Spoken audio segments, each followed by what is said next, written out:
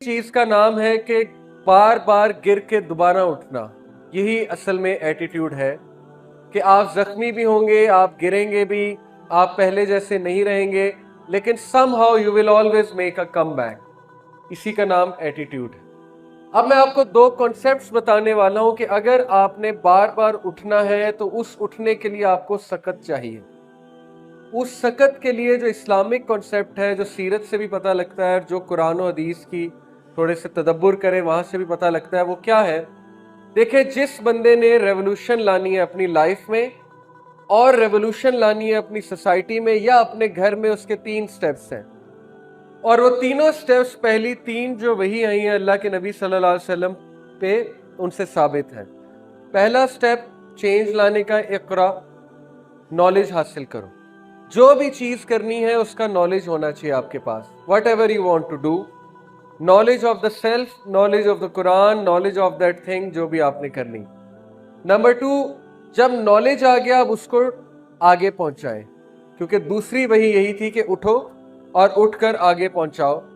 और तीसरी जो वही थी अल्लाह के नबी सल्लल्लाहु अलैहि वसल्लम पे, वो यही थी कि कुमिल लैला इल्ला कलीला, कि रात को उठो, क़याम करो। तो ये जो कॉन्सेप्ट है, क़याम करने का कॉन्सेप्ट जो है, ओबीडियंस का जो कॉन्सेप्ट है, अल्लाह के आगे झुकने का जो कॉन्सेप्ट है, इस पे मैं इंशाल्लाह आपसे बात करूंगा कि क्यों ज़रूरी है लाइफ में। देखें, मुश्किलात से लड़ने के लिए जो सकत चाहिए उसका ताल्लुक हमारी रूह से ज़्यादा है, हमारी स्पिरिचुअल बीइंग से ज़्यादा है। क्योंकि डिप्रेस होना, डाउन होना, डिमोटिवेट होना, ये असल में रूह की बीमारियां हैं। ऑल्दो ये साइकोलॉजिकल भी हैं, साइकोलॉजिकल का इनकार नहीं है, लेकिन इनका ताल्लुक रूह से भी बहुत गहरा है। रूह को मजबूत करने के लिए जो कॉन्सेप्ट है वो ये है कि कॉन्फिडेंस थ्रू सबमिशन। क्या मुराद है?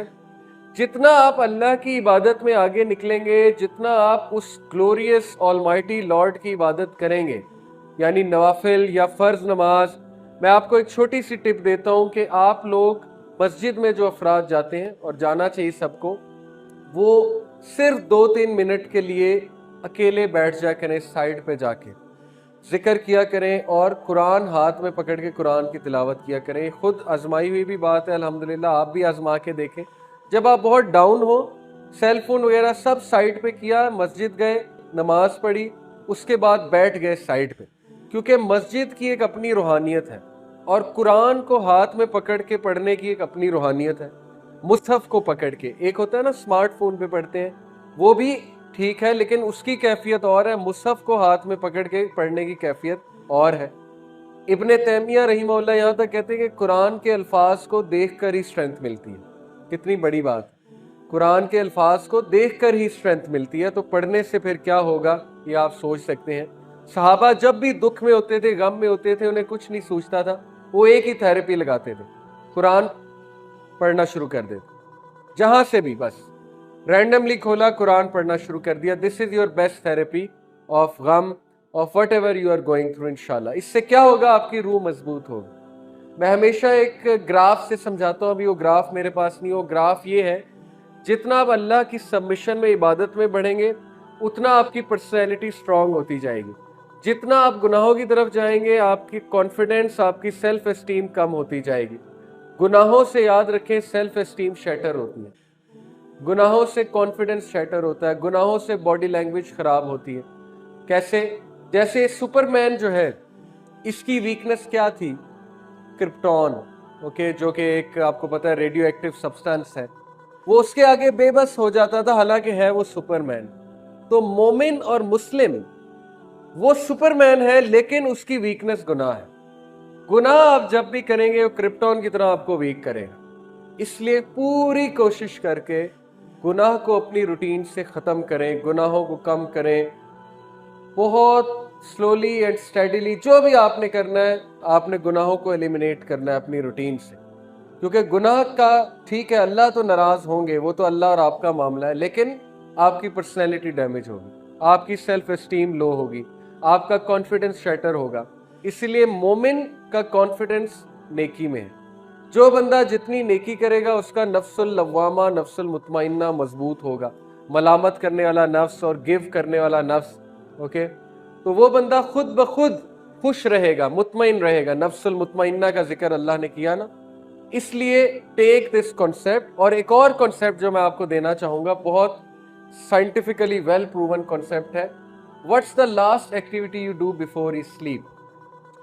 देखें, रात को जो आप एक्टिविटी करेंगे ना, वो आपकी पर्सनैलिटी को बहुत अफेक्ट करेगी। इसीलिए अल्लाह के नबी सल्लल्लाहु अलैहि वसल्लम की रूटीन से साबित है, और रात को वजू करके सोते थे, जिसके इतने बेनिफिट्स हैं, मैं इसमें पूरा लेक्चर दे सकता हूँ। और वो रात को सूरह मुल्क की और सूरह सजदा की तिलावत करके सोते थे, और उनके अज़कार भी हैं जो हिस्नुल मुस्लिम में है अज़कार। लेकिन खुदा ना हस्ता रात को एक्टिविटी गलत है, रात को कोई ऐसी एक्टिविटी है जो गुनाह पे मुलविस है, या फजूल एक्टिविटी जो है वो है। कुछ लोग जैसे एक और मेरी वर्कशॉप है एंटीडोट, उसमें मैंने स्मार्टफोन एडिक्शन के बारे में बात की है।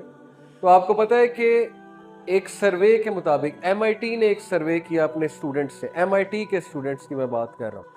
तो मेजॉरिटी जो लोग थे, आई थिंक 60% लोग, वो स्मार्टफोन रात को 1 घंटा पहले सोने से स्मार्टफोन यूज करते हैं, और उसके बहुत से नुकसानात हो सकते हैं उनकी ब्रेन एक्टिविटी पे, उनकी स्लीप पे, ठीक है। उनको नाइटमेयर्स आ सकते हैं, उनकी स्लीप डिस्टर्ब हो सकती है, उन्हें बार बार जाग आ सकती है, स्पेशली अगर वो स्मार्टफोन बिल्कुल साथ रख के सोए हुए। ये चीजें अफेक्ट करती हैं हमारी एनर्जीज को, बहुत कुछ होता है। इसलिए the last activity should be the best one. आपकी लास्ट एक्टिविटी जितनी अच्छी होगी, आप उतना फ्रेश उठेंगे।